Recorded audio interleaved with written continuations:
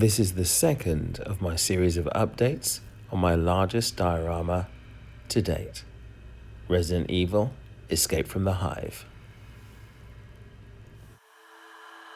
Now that I have completed the STARS team and the Umbrella Security Forces, now it's time for the US Special Forces.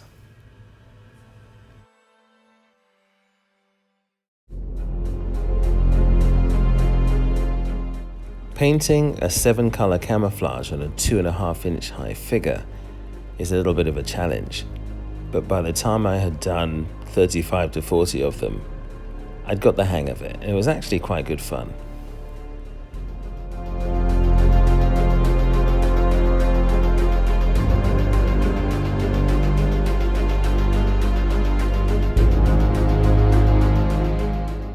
Along with those actually engaged in combat, there are quite a few wounded troops as well.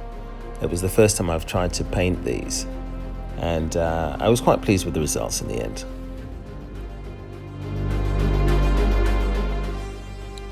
These wounded will be dotted around the main fighting area as they try and evacuate and escape from the zombie attack.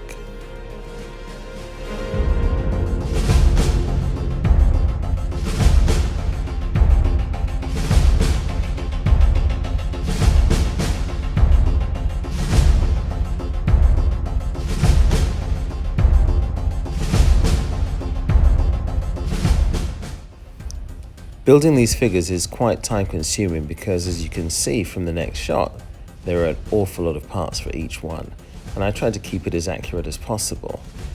I actually started a little production line, and I would do them in batches of 4 or 5, just so that it didn't become too much of a chore. After a light grey primer came a light green and a light brown. Then I moved on to the other 5 colours to complete the whole multicam process.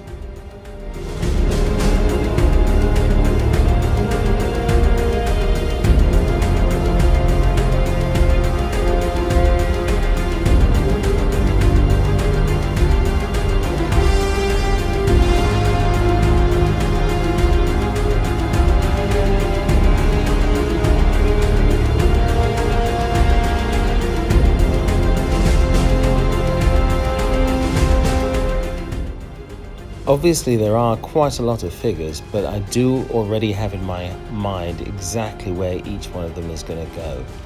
And in fact, when I bought them with that in mind.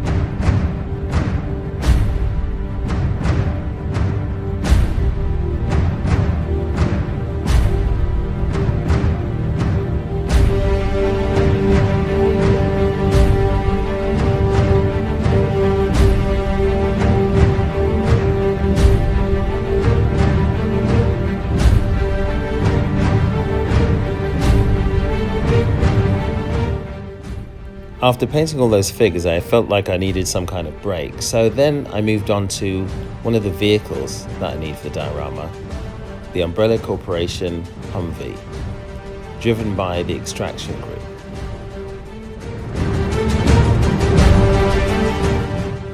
This is the Tamiya 1/35th scale Humvee. It's a pretty old kit and therefore not expensive, but it turns out pretty well, and it's really well put together. The parts go together really easily. The vehicle interior was looking a bit bare, so I added a few things. A box of ammunition, a helmet, tarpaulin, and a dodgy looking attaché case, and 50 caliber machine gun.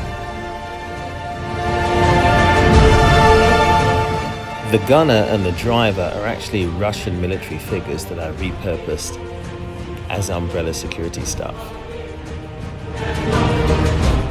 The Umbrella Corporation decals I got from eBay, they were actually meant for 1/6 scale action figures, but they were just the right size for my purpose. When deciding how to paint the outsides, I had actually used a cheap black spray rattle can and really liked the finish, so I tried it on this and it came out really well. It was a really cheap and easy way to do it, and it's a nice matte finish.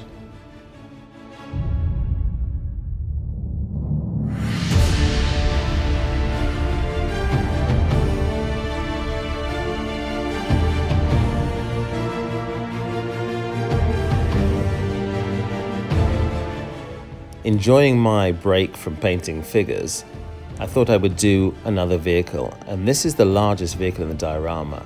It's a US Army Stryker infantry combat vehicle. I used the same black spray can that I used on the Hummer as a first layer on this, but I liked it so much I almost kept it. But to be realistic, it did need to be army green. So I tried modulation for the first time, and that's a process where you use a dark color and then subsequent lighter colors to make the panel stand out a bit and also make it look as if it's been out in the sun for a long time. It was also nice to get my airbrush out after its winter hibernation. Because I don't have a spray booth, I didn't want to spray indoors during the winter, so I usually spray out on the balcony, which is actually quite nice to do.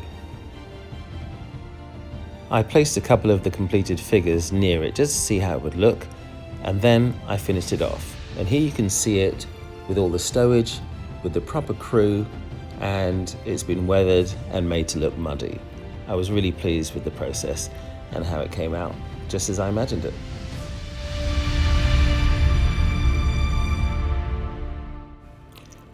Real purists may notice that the ration boxes aren't the right ones for the era, but, you know, hey, it's the zombie apocalypse. You eat whatever you can get.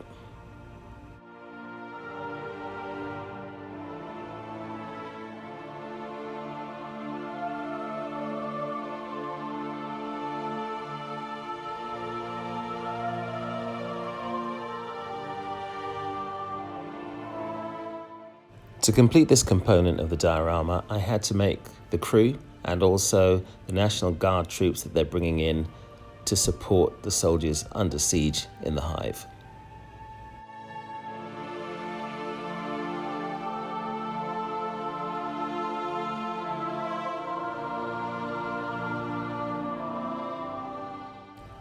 These soldiers are old Tamiya figures, and the moulding is not to the same precision as the resin figures that I did earlier, but they're okay for what I need them for.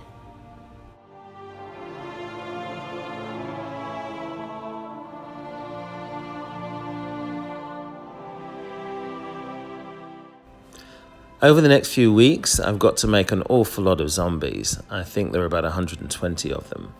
And then after that, moving on to the build itself, that's going to be the hardest part.